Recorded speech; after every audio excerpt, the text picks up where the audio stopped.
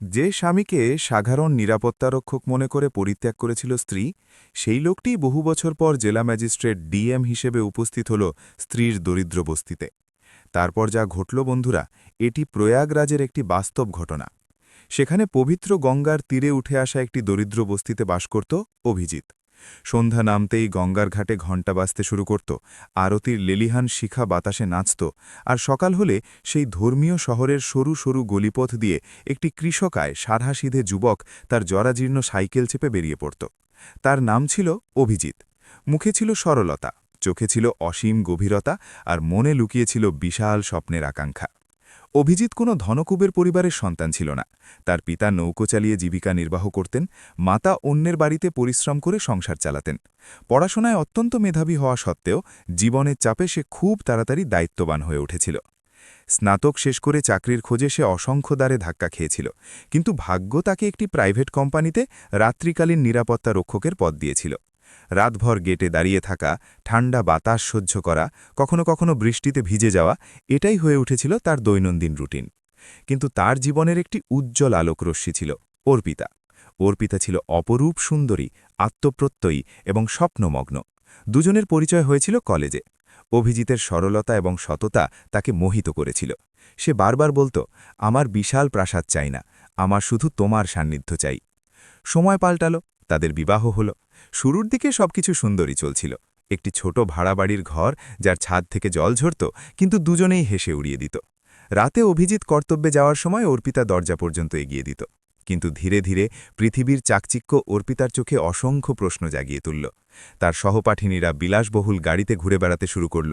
সামাজিক যোগাযোগ মাধ্যমে ছবি, দামি পোশাক, বিলাসবহুল হোটেলে রাতের খাবার, আর এদিকে তার স্বামী রাতে ইউনিফর্ম পরে গেটে দাঁড়িয়ে থাকত। এক রাতে কোম্পানিতে একটি বড় কর্মকর্তার পার্টি চলছিল। অভিজিৎ গেটে দাঁড়িয়েছিল। ভিতরে আলো, সঙ্গীত এবং হাসির গর্জন উঠছিল। ঠিক সেই সময় অর্পিতা তার এক সহপাঠিনীর সাথে সেখানে উপস্থিত হল। সে অভিজিৎকে ইউনিফর্মে দেখল, হাতে টর্চ, মাথা নত।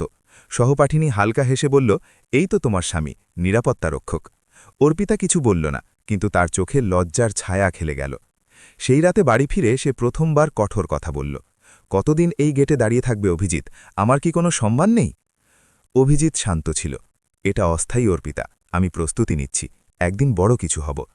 কতদিন ধরে এটাই শুনছি, স্বপ্ন দিয়ে ঘর চলে না। কথাগুলো তীরের মতো বিঁধল। দিন কাটতে থাকল, অসন্তোষ বাড়তে থাকল। আমার সহপাঠিনীর স্বামী ব্যাংক ম্যানেজার, কারো সাথে পরিচয় করিয়ে দিতে লজ্জা লাগে, তোমাকে বিয়ে করে ভুল করেছি। অভিজিৎ প্রতিবার চুপ করে যেত। সে জানত দারিদ্র্য শুধু পকেট নয়, সম্পর্কও খালি করে দেয়। এক সন্ধ্যায় সে যখন কর্তব্য থেকে ফিরল, ঘরে নিস্তব্ধতা ছিল। আলমারি খালি ছিল, টেবিলে একটা চিঠি পড়েছিল। অভিজিৎ, আমি এই জীবন নিয়ে ক্লান্ত। আমি স্বপ্নের জন্য জন্মেছি, সমঝোতার জন্য নয়। যখন কিছু হতে পারবে তখন এসো। অর্পিতা। কাগজটা হাত থেকে ফসকে গেল। সেদিন রাতে গঙ্গার ধারে বসে সে অনেকক্ষণ বহমান জল দেখল। ঢেউগুলো যেন বলছিল, সব বয়ে যায়, দুঃখ। পাশেই এক বৃদ্ধ চা বিক্রেতা বসেছিল, যে তাকে রোজ দেখত। সে জিজ্ঞেস করল, কি হয়েছে বাবা? অভিজিৎ প্রথমবার কারো সামনে চোখের জল ফেলল। বৃদ্ধ বলল, মানুষ মানুষের দাম তার পোশাক দেখে বিচার করে। ইউনিফর্ম বদলে ফেলো বাবা, ভাগ্য বদলে যাবে। কথাটা মনে গেঁথে গেল। সেদিন থেকে অভিজিৎ নিজেকে আর কাঁদতে দেয়নি। সে কর্তব্যের ফাঁকে ফাঁকে বই পড়া শুরু করল। দিনে লাইব্রেরি যেত, রাতে নিরাপত্তা রক্ষকের চাকরি করত। ঘুম কম, পরিশ্রম বেশি।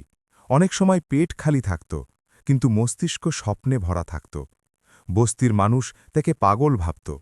আরে নিরাপত্তারক্ষক সাহেব, কালেক্টর হবে নাকি? কেউ কেউ মজা ওড়াত। সে মুচকি হাসত। অর্পিতার কথা মনে পড়ত, কিন্তু এখন আর ব্যথা নয়, বুকে আগুন ছিল। সে প্রমাণ করতে চেয়েছিল, কাউকে হারানোর জন্য নয়, নিজেকে চেনার জন্য। প্রথমবার পরীক্ষায় ফেল করল, দ্বিতীয়বার ইন্টারভিউ পর্যন্ত পৌঁছল, কিন্তু নাম এলো না। প্রতিটা ব্যর্থতার পর সে গঙ্গা ঘাটে যেত, জল স্পর্শ করত, আর নিজেকে বলত, আমি হারব না। তৃতীয় প্রচেষ্টায় সে তার সর্বশক্তি লাগিয়ে দিল। বইগুলো পুরনো ছিল, কিন্তু সংকল্প ছিল নতুন। রেজাল্টের দিন হাত কাঁপছিল। ইন্টারনেট ক্যাফেতে ভিড় ছিল। স্ক্রিনে নাম খুঁজতে খুঁজতে হঠাৎ তার চোখ আটকে গেল। অভিজিৎ মিত্র, নির্বাচিত। সে স্ক্রিনটা স্পর্শ করল। চোখের জল আপনা আপনিই বয়ে এলো। নিরাপত্তারক্ষক এখন প্রশাসনিক সেবায় নির্বাচিত। সেদিন সে সবার আগে গঙ্গা ঘাটে গিয়ে প্রদীপ জ্বালাল। বৃদ্ধ চা বিক্রেতা বলল, দেখলে তো বাবা, ইউনিফর্ম বদলে গেল। কিন্তু অভিজিতের মনে কোনো অহংকার ছিল না। সে শুধু আকাশের দিকে তাকাল আর ধীরে ধীরে বলল, ধন্যবাদ। সময় কাটল, প্রশিক্ষণ শেষ হল, আর একদিন আদেশ এলো। তাকে সেই জেলাতেই জেলা শাসক বা ডিএম হিসেবে নিয়োগ করা হয়েছে, যেখানে প্রয়াগরাজের সেই বস্তি ছিল যেখানে কখনো সে আর অর্পিতা একসাথে থাকত। প্রয়াগরাজের সকাল বরাবরের মতোই সোনালি ছিল, কিন্তু সেদিন বাতাসে এক অন্যরকম উৎসাহ ছিল। জেলা কালেক্টরেটের বাইরে ভিড় জমেছিল। নতুন জেলা শাসককে স্বাগত জানানোর প্রস্তুতি চলছিল। লাল বাতি লাগানো গাড়ি যখন মূল গেট দিয়ে ভেতরে ঢুকল, সবার নজর সেদিকেই ছিল। দরজা খুলল এবং সাদা পরিষ্কার স্যুটে এক শান্ত সংযত চেহারা বেরিয়ে এলো। সেই অভিজিৎ যে একসময় এই শহরের গলিতে সাইকেল চালিয়ে কর্তব্যে যেত। ভিড় হাততালি দিল, কেউ কেউ ঝুঁকে নমস্কার করল। ক্যামেরার ফ্ল্যাশ চকচক করতে লাগল। কিন্তু তার মুখে কোনো অহংকার বা লোক দেখানো ভাব ছিল না, শুধু একটি স্থির হাসি। প্রথম মিটিং শুরু হল। আধিকারিকরা ফাইল পেশ করলেন, অবৈধ নির্মাণ, গঙ্গা তীরের দখলদারিত্ব, গরিব বস্তি উচ্ছেদের প্রস্তাব, রাস্তা চওড়া করার পরিকল্পনা। প্রতিটি ফাইলে মানুষের জীবন জড়িয়েছিল। অভিজিৎ মন দিয়ে শুনল, তারপর শান্ত স্বরে বলল, আইন পালন হবে, কিন্তু মানবিকতার সাথে। সেই সন্ধ্যায় সে সরকারি গাড়িতে শহর পরিদর্শনে বেরোল। গাড়ি যত পুরনো গলির দিকে এগোচ্ছিল, তার স্মৃতিগুলোও সাথে সাথে চলছিল। সেই পানের দোকান, সেই ভাঙা রাস্তা, সেই গঙ্গার সুগন্ধি হাওয়া। হঠাৎ তার নজর দূরে এক ঝুপড়ি বস্তির ওপর পড়ল, সেই জায়গা যেখানে কখনো তার ছোট ভাড়ার ঘর ছিল। ড্রাইভার জানাল, স্যার, এটি গঙ্গা তীরের অবৈধ বস্তি, উচ্ছেদের আদেশ পেন্ডিং আছে। অভিজিৎ কিছুক্ষণ চুপ করে রইল, তারপর বলল, কাল সকালে পরিদর্শন করব। রাতে সরকারি আবাসে সে অনেকক্ষণ ঘুমোতে পারল না। অতীত আর বর্তমান যেন মুখোমুখি দাঁড়িয়েছিল। সে জানলা দিয়ে বাইরে দেখল, আকাশে চাঁদ ছিল, কিন্তু মনে প্রশ্ন। পরদিন সকালে সে যখন বস্তিতে পৌঁছল, সেখানে অফিসার আর পুলিশের ব্যস্ততা ছিল। মানুষের মনে ভয় ছিল। মহিলারা ঘরের বাইরে দাঁড়িয়েছিল, শিশুরা কোণ ঢাসে হয়েছিল, বৃদ্ধরা হাত জোড় করে আধিকারিকদের দেখছিল। গাড়ি থামল, অভিজিৎ নামল। ভিড়ের মধ্যে কানাঘুষো ছড়িয়ে পড়ল। ডিএম সাহেব এসেছেন। সে ধীরে ধীরে এগোল। প্রতিটি ঝুপড়ি খুঁটিয়ে দেখতে দেখতে হঠাৎ তার নজর এক পরিচিত চেহারার উপর গিয়ে থমকে গেল। সেই চেহারাটা ক্লান্ত ছিল, চোখের নিচে কালি, সাধারণ পোশাক, চুল আলুথালু, কিন্তু চিনে নিতে অসুবিধা হল না। অর্পিতাও উপরের দিকে তাকাল। প্রথমে বিশ্বাসই হল না, তারপর যেই বুঝতে পারল, তার হাত থেকে জলের বালতিটা ফসকে গেল। বালতিটা মাটিতে পড়ে গড়িয়ে যেতে থাকল। দুজনের চোখাচোখি হল। বছরের ব্যবধান এক মুহূর্তে মুছে গেল। ভিড় কিছুই বুঝতে পারল না, কিন্তু বাতাসে এক নিস্তব্ধতা নেমে এলো। অর্পিতার মুখে লজ্জা, অনুশোচনা আর বিস্ময় সব একসাথে ছিল। সে কিছু বলতে চাইল, কিন্তু শব্দ গলায় আটকে গেল। অভিজিৎ নিজেকে সংযত রাখল। তার কণ্ঠস্বর স্বাভাবিক ছিল। এখানে কতগুলো পরিবার থাকে? স্থানীয় অফিসার ফাইল দেখে বললেন, স্যার, প্রায় 50টি। আদেশ আছে যে দখলদারিত্ব সরানো হোক। ভিড়ের মধ্যে কান্নার রোল উঠল। এক বৃদ্ধ এগিয়ে এলেন, সাহেব, কোথায় যাব আমরা? অভিজিৎ চারপাশ দেখল। এরা সেই মানুষ যাদের মধ্যে সে বড় হয়েছে, সেই সংগ্রাম, সেই অভাব। অর্পিতা ধীরে ধীরে এগিয়ে এলো। তার চোখ ভেজা ছিল। স্যার, কথা বলতে বলতে থেমে গেল। একসময় যাকে নাম ধরে ডাকত, আজ তাকে স্যার বলতে হচ্ছিল।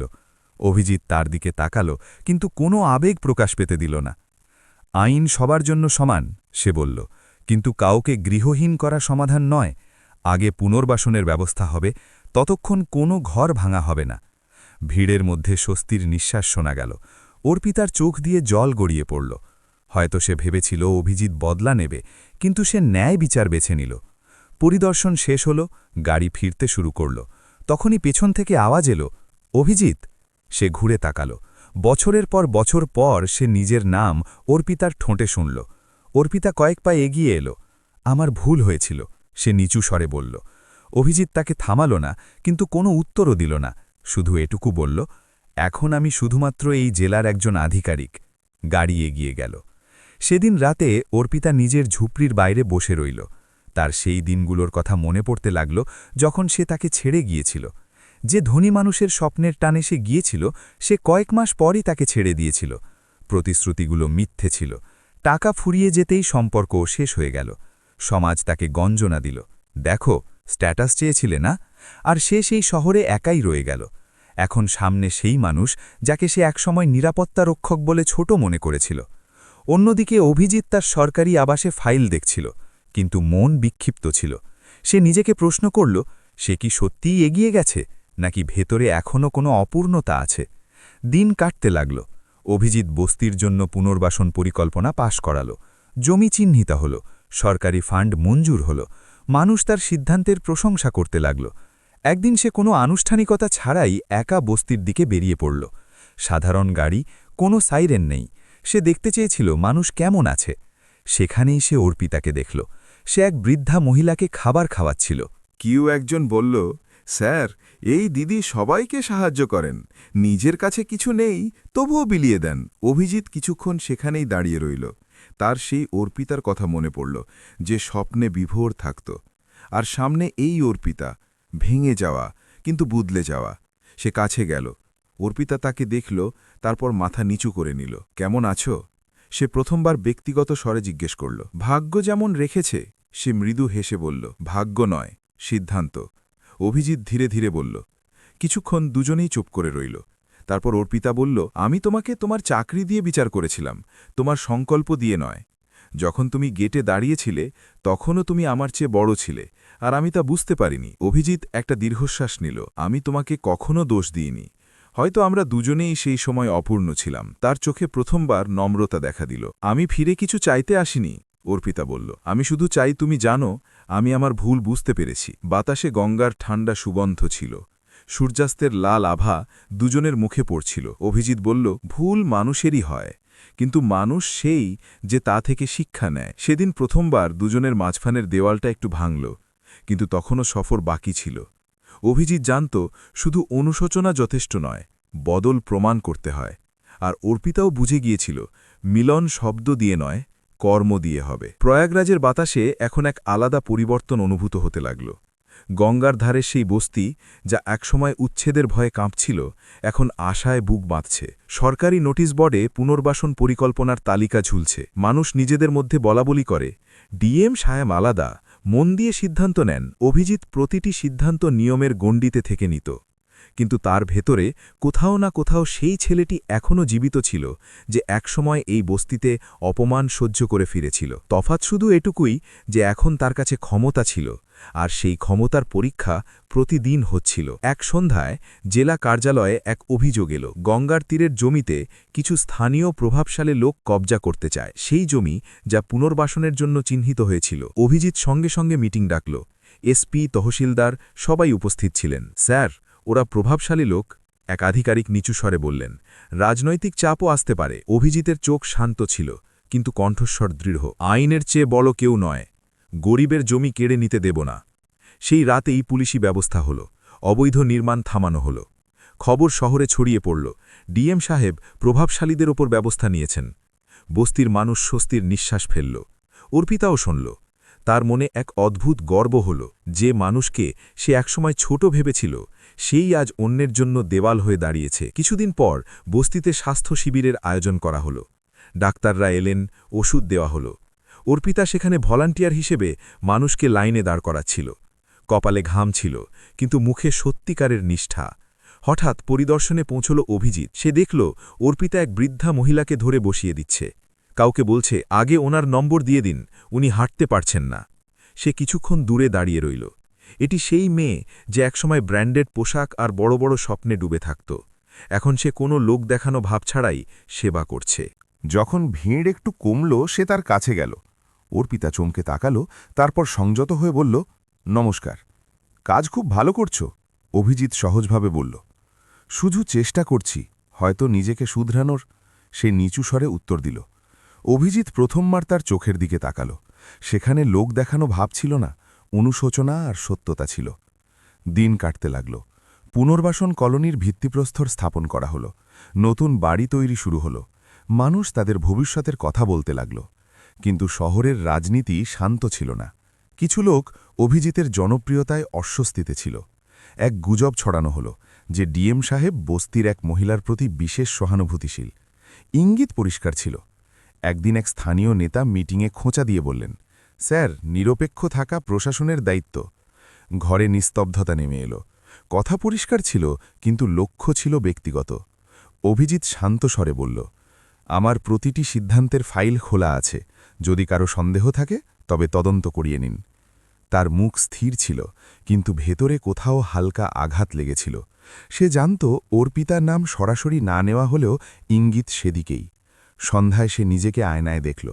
সে কি আবেগে ভেসে যাচ্ছে, নাকি সত্যিই নিরপেক্ষ? সে নিজেকে প্রশ্ন করল। ওদিকে অর্পিতাও সব শুনতে পেল। কিছু মহিলা ফিসফিস করে বলল, দেখো, তোমার জন্য সাহেবের বদনাম হচ্ছে। সেদিন রাতে সে ঘুমোতে পারল না। সকাল হতেই সে কালেক্টরেটে পৌঁছাল। অ্যাপয়েন্টমেন্ট ছাড়া ভেতরে যাওয়া মুশকিল ছিল, কিন্তু সে বার্তা পাঠাল, জরুরি। অভিজিৎ তাকে ডেকে নিল। ঘরে দুজনে মুখোমুখি ছিল। জানলা দিয়ে গঙ্গার হাওয়া আসছিল। তোমার এখানে আসা উচিত হয়নি, অভিজিৎ হালকা উদ্বেগের সাথে বলল। সেজন্যই এসেছি, অর্পিতা দৃঢ়স্বরে উত্তর দিল। মানুষ আজেবাজে কথা বলছে, আপনার সততার ওপর আঙুল উঠছে। আমি চাই না আমার জন্য আপনার নামে দাগ লাগুক। আমার সিদ্ধান্ত আমার, সে শান্ত স্বরে বলল। কিন্তু সমাজ অন্যভাবে ভাবে, অর্পিতা বলল। আমি এখান থেকে চলে যাব। শুনে প্রথমবার অভিজিতের চোখে অস্থিরতা ধরা পড়ল। পালানো সমাধান নয়। আমি পালাচ্ছি না, সে বলল। আমি আপনার সম্মান বাঁচাচ্ছি। কিছুক্ষণ দুজনেই চুপ করে রইল। তারপর অভিজিৎ বলল, যদি আমরা সত্যিই পরিষ্কার থাকি তবে ভয় কিসের? তুমি ভুল করেছিলে, আমিও হয়তো খামতি রেখেছিলাম, কিন্তু আজ যা হচ্ছে তা সেবা, আর সেবায় ভয় থাকা উচিত নয়। অর্পিতার চোখ ভরে এলো। আমি তোমাকে অনেক কষ্ট দিয়েছিলাম। আজ যদি তোমার কারণে মানুষ আমাকে সম্মানের চোখে দেখে, তবে তা আমার জন্য অনেক বড় পাওনা। কিন্তু আমি তোমার পথে বোঝা হতে চাই না। অভিজিৎ প্রথমবার নিজের মনের কথা বলল। তুমি বোঝানো, শুধু আমাদের গল্পটা অপূর্ণ রয়ে গিয়েছিল। ঘরে নীরবতা গভীর হল। কিছুদিন পর শহরে প্রচণ্ড বৃষ্টি হল। গঙ্গার জলস্তর বেড়ে গেল। বস্তিতে জল ঢুকতে লাগল। হুড়োহুড়ি পড়ে গেল। মানুষ মালপত্র গোছাতে লাগল। খবর পাওয়া মাত্র অভিজিৎ নিজে ঘটনাস্থলে পৌঁছাল। প্রশাসনের টিম উদ্ধার কাজে নেমে পড়ল। নৌকায় করে মানুষকে নিরাপদ স্থানে নিয়ে যাওয়া হতে লাগল। বৃষ্টি প্রবল ছিল। কাদা ভরা গলিতে অফিসারদের জুতো দেবে যাচ্ছিল। তখনই কেউ একজন চিৎকার করে বলল, ওদিকে এক মহিলা আটকে আছে। অভিজিৎ কিছু না ভেবেই সেদিকে দৌড়াল। জল হাঁটু সমান উপরে ছিল। এক ঝুপড়ির ভেতর অর্পিতা আটকে ছিল। ছাদ দিয়ে জল পড়ছিল। সে এক বৃদ্ধকে আগলেছিল। আগে ওনাকে বের করুন, সে চিৎকার করে বলল। অভিজিৎ বৃদ্ধকে বাইরে বের করে আনল। তারপর হাত বাড়াল। অর্পিতা তার হাত ধরল। সেই মুহূর্তটি যেন সময়ের ফ্রেমে আটকে গেল। বৃষ্টির ধারা, গঙ্গার ঢেউ আর দুটি হৃৎস্পন্দনের আওয়াজ। বাইরে বেরোতেই সে পিছলে গেল, কিন্তু অভিজিৎ সামলে নিল। তুমি সবসময় অন্যকে আগে কেন রাখো? সে হালকা হেসে জিজ্ঞেস করল। অর্পিতা ভেজা অবস্থায় বলল, হয়তো এখন বুঝতে পেরেছি সম্পর্ক আর দায়িত্ব কি হয়। সেদিন রাতে ত্রাণ শিবিরে মানুষ নিরাপদ ছিল। প্রশাসনের পরিশ্রমের প্রশংসা হল। মিডিয়া ডিএমের সক্রিয়তার প্রশংসা করল। কিন্তু অভিজিতের জন্য সেই রাতটি আলাদা ছিল। সে অনুভব করল সে এখনও অর্পিতার জন্য চিন্তিত হয়, আর অর্পিতা এখন আর আগের মতো নেই। পরদিন সকালে যখন সূর্য উঠল, বস্তিতে নতুন আলো ছিল। মানুষ বলছিল, আমাদের ডিএম সাহেব প্রাণ বাঁচিয়ে দিয়েছেন। অর্পিতা দূরে দাঁড়িয়ে সব শুনছিল। তার চোখে গর্ব আর নম্রতা উভয়ই ছিল। সন্ধ্যায় গঙ্গা ঘাটে অভিজিৎ একা দাঁড়িয়েছিল। সেই জায়গা যেখানে কখনো সে ভেঙে পড়েছিল। এখন সে শক্তিশালী, কিন্তু মনে একটা প্রশ্ন ছিল, মানবিকতা কি শুধু অন্যদের জন্য হয়, নাকি নিজের জন্য? পেছন থেকে পায়ের আওয়াজ এলো। অর্পিতা। ধন্যবাদ, সে বলল। কিসের জন্য? শুধু প্রাণ বাঁচানোর জন্য? না, আমাকে আবার মানুষ হওয়ার সুযোগ দেওয়ার জন্য। অভিজিৎ গঙ্গার দিকে তাকাল। জল সব ময়লা ধুয়ে দেয় যদি আমরা বইতে দিই। অর্পিতা নিচু স্বরে বলল, যদি কখনো তোমার মনে হয় যে আমি আবার সেই বিশ্বাসের যোগ্য হয়েছি, তবে জানিও, আমি অপেক্ষা করব, কোনো শর্ত ছাড়াই। বাতাসে শান্তি ছিল। ঢেউগুলো পাড়ে আছড়ে পড়ছিল। অভিজিৎ তার দিকে তাকাল। এবার চোখে কঠোরতা ছিল না, শুধু গভীরতা ছিল। প্রয়াগরাজের সেই বর্ষণমুখর রাতের পর থেকে যেন সবকিছু ধীরে ধীরে পরিষ্কার হতে শুরু করল। গঙ্গার জল নেমে গিয়েছিল। বস্তিতে আবার উনুন জ্বলতে শুরু করেছিল। আর পুনর্বাসন কলোনির নির্মাণ দ্রুত এগিয়ে চলছিল। যাদের মুখে একসময় ভয় ছিল, সেখানে এখন আশা দেখা দিচ্ছিল। কিন্তু সবথেকে বড় পরিবর্তন ইমারতে নয়, মনে হচ্ছিল।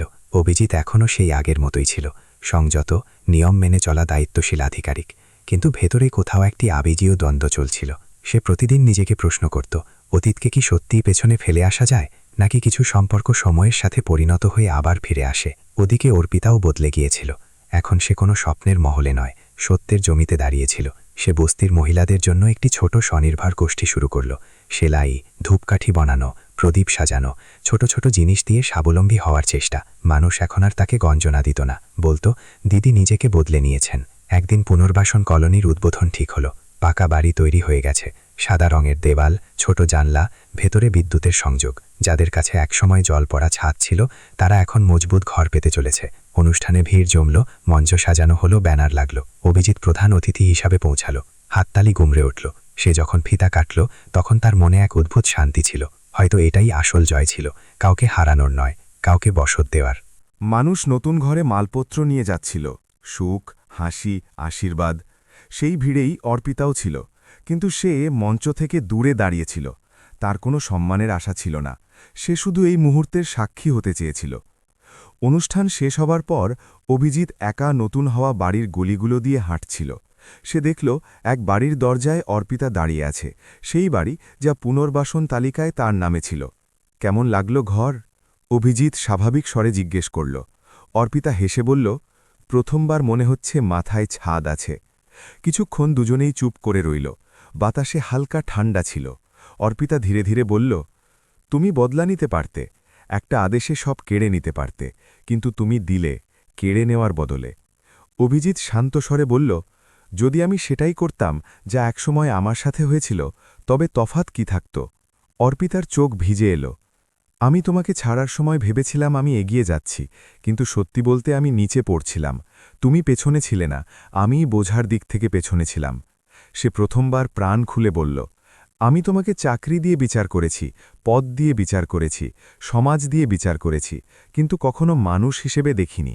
আজ বুঝতে পারছি, যেদিন আমি তোমাকে ছেড়েছি সেদিনই আমি নিজেকে হারিয়েছিলাম।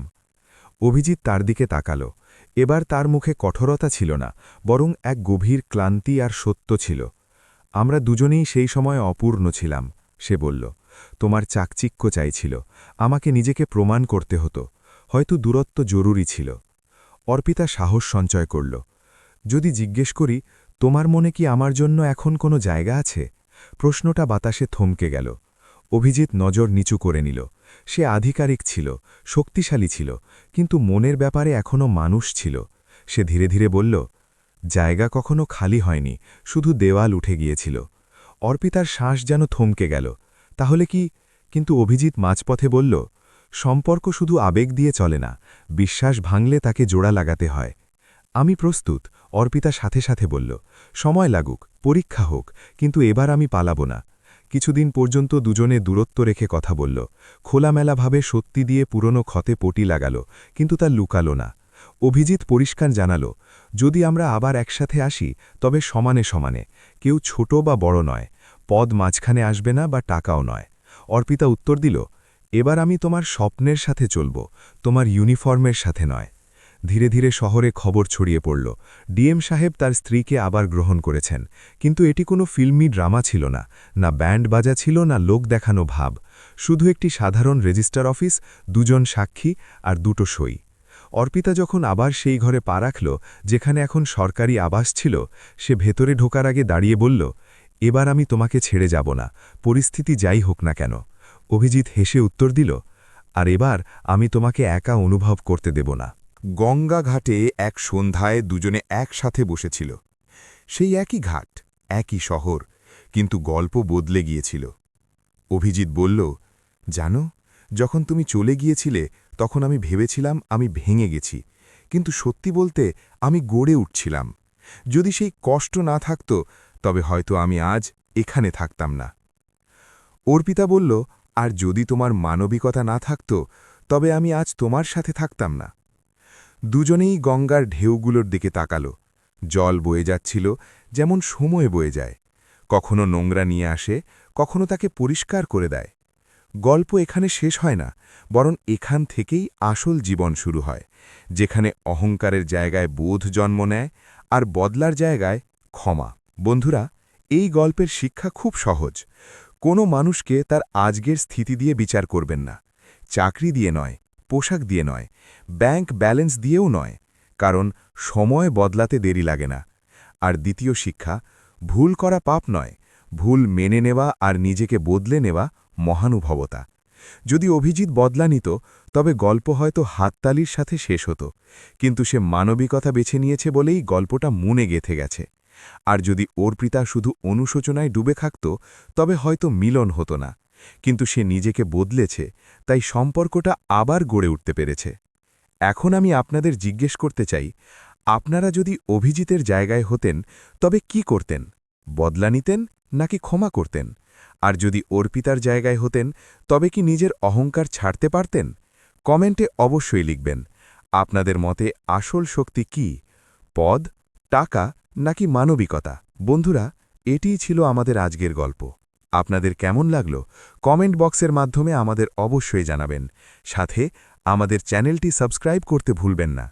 বন্ধুরা, দেখা হবে এমনই এক মন ছুঁয়ে যাওয়া গল্পের সাথে। ততক্ষণ পর্যন্ত আপনাদের সবাইকে আন্তরিক ধন্যবাদ।